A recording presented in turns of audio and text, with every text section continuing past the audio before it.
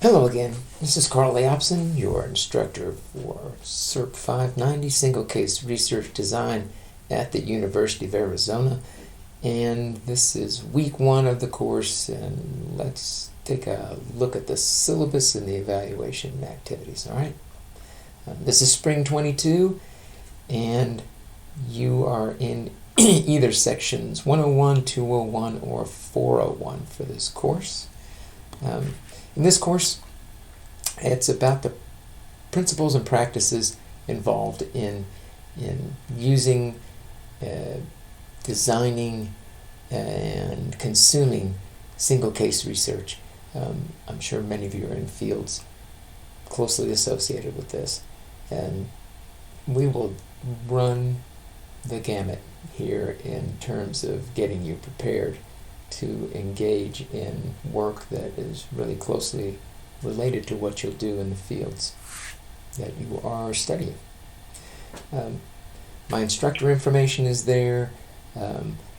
I'm with these COVID times we're in, I'm working probably half the time from home and half the time at the office in College of Education room 412. And my general office hours are 1 to 3, or really by appointment, okay? That is my office number, but my office phone number rings through to my cell phone. So if you need to get hold of me, you can get hold of me that way. Email is a great way. I'm an old guy. I do a lot of email. I also sent out a notice to everybody and included it in the announcements on our T2L page for a text group that you can join through the Remind app that will let us text back and forth. So if you need to get hold of me, you can text me too, okay? I've listed here the learning outcomes for the course. I'm a big believer in learning outcomes. You'll find that these learning outcomes that are listed here are also listed in the course schedule. They are explicitly listed in each module of the course, and they're addressed specifically with every activity I give you. So there's a learning objective or learning outcome, there's an activity associated with it, and then there's an evaluation piece, which is usually a discussion post. That quick, that simple, all right? In the course schedule video in week 1, I go through all the topics in the course, so I won't do that here in the learning outcomes. Right. So the text is Ledford and Gast. It used to be Gast and Ledford, but Gast is getting older, and he handed over the reins to Ledford. We're using the 3rd edition. You can get it at any good bookseller. You can rent it from Amazon, but you can also use it for free from the university library. So I have also provided you with some information about that in an email that I sent and through some videos. And if you have a problem with that, just let me know, and I'll see if I can help you out. There'll be lots of additional readings. Okay, so the additional readings are things I'll provide. They're listed in the course schedule. And they're basically articles that are single case research design articles that we need to read, because that's how you become good at understanding. That's how you develop a really good understanding of single case research design, is reading a lot about it and reading some designs. And I want you to become a good consumer of those designs, right? So I'll provide those. Required software. So if you're on D2L now, watching these videos, you're probably going to be just fine. You will need, it's easiest if you're using Microsoft Word and Excel. So there are some documents I ask you to create. There are graphs that I asked you to create, and I show you how to do them in Excel. Graphing is a big part of this class. So Both of those things are available for free to UA students, which is nice, and I provide the link there.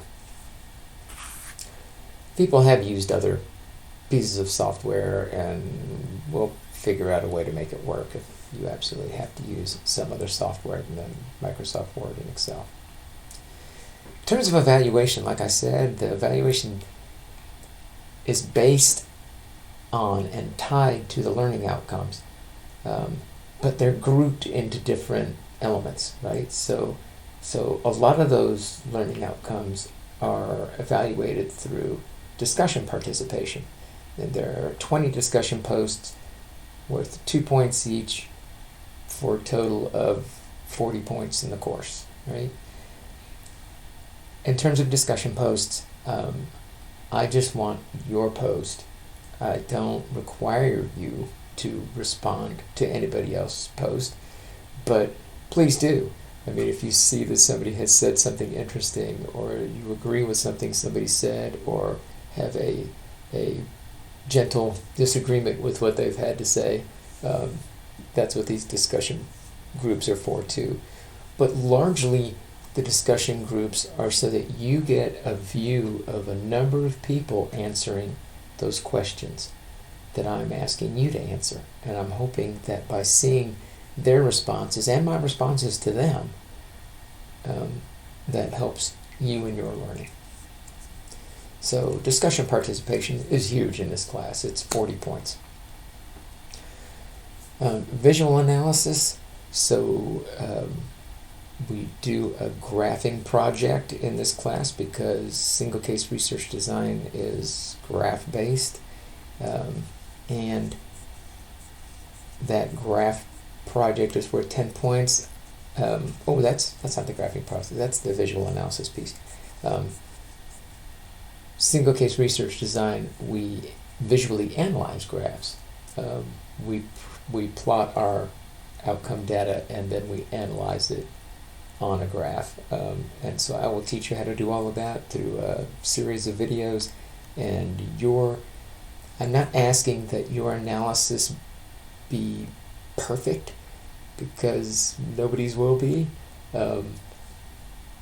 even experts at times.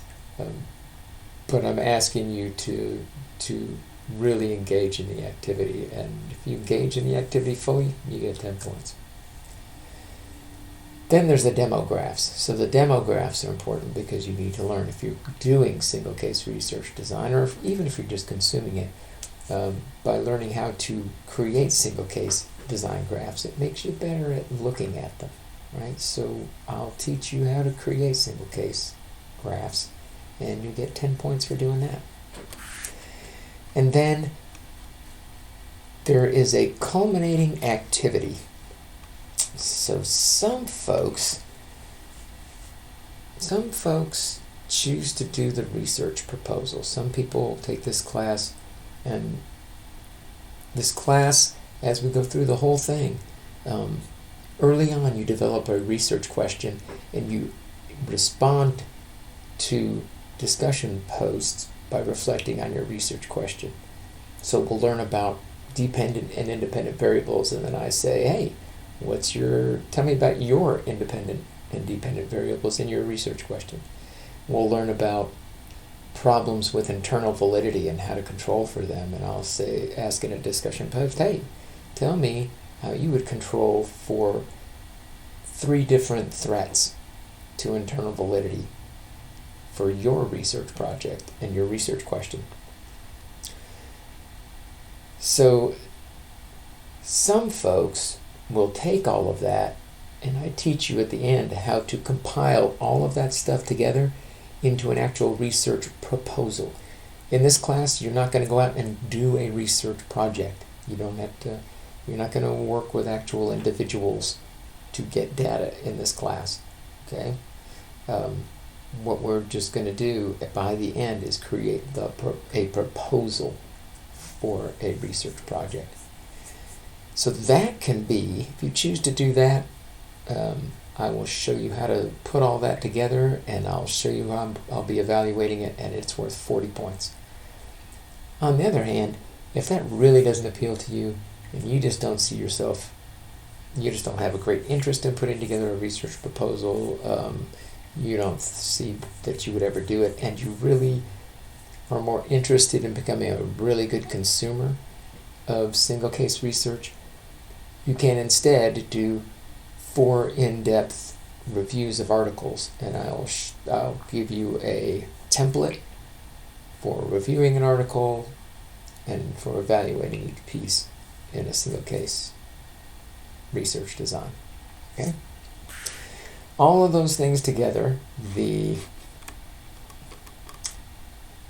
discussion posts, visual analysis, demographs, and a culminating activity, they're worth 100 points.